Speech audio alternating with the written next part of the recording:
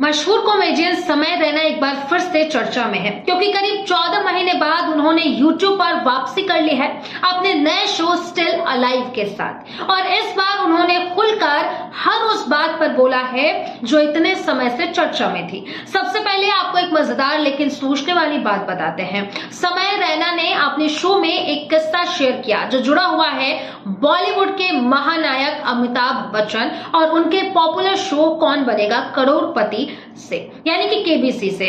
सबसे पहले आपको बताते हैं कि उन्हें इस शो में जाने का मौका मिला था। अब आप सोचिए, एक स्टैंड अप कॉमेडियन सामने अमिताभ बच्चन और इतना बड़ा मंच, ऐसे में दिमाग में कितने तरह के मजाक आ सकते हैं। समय ने बताया कि उनके दिमाग में कई उल्टे सीधे सवाल आए, लेकिन उन्होंने खुद को रोका।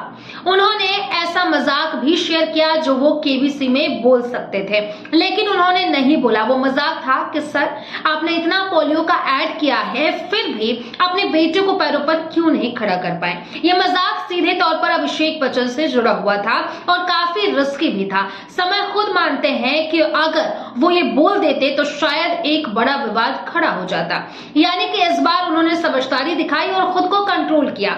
अब सवाल उठता है कि उन्होंने ऐसा कंट्रोल क्यों किया। इसका जवाब है कि हमें उनके पिछले विवाद में मिलता है।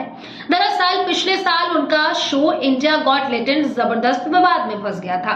इस शो में यूट्यूबर रणवीर अलाहाबादिया गेस्ट बनकर आए थे। शो के दौरान उन्होंने एक आपत्तिजनक सवाल पूछ लिया था जिससे सोशल मीडिया पर तूफान खड़ा हो गया था। लोग भड़क गए और मामला न्यूज चैनलों तक पहुंच गया और आखिर में कोर्ट तक भी पहुंचा। अब अपने कमबैक शो में समय रैना ने इस पूरे मामले पर खुलकर बात की है। उन्होंने बताया कि वो विवादित सवाल एक बार नहीं बल्कि कई बार पूछा गया था।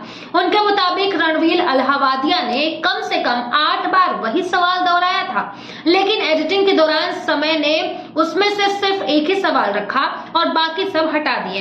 इस पर समय ने मजाक करते हुए कहा कि अगर मेरे नजरिए से देखा जाए तो मैंने 99% जर्म्स खत्म कर दिए थे, यानी कि वो कहना चाहते थे कि उन्होंने ज्यादातर गलत चीजें पहले ही हटा दी थी, लेकिन जो एक हिस्सा बच गया वही उसके लिए भारी पड़ गया। इस एक क्लिप की वजह से उन्हें काफी नुकसान उठाना पड़ा। उनका शो बंद हो गया, उन्हें करीब 1 साल तक कॉमेडी से दूर रहना पड़ा और उन्हें कोर्ट के चक्कर तक लगाने पड़े।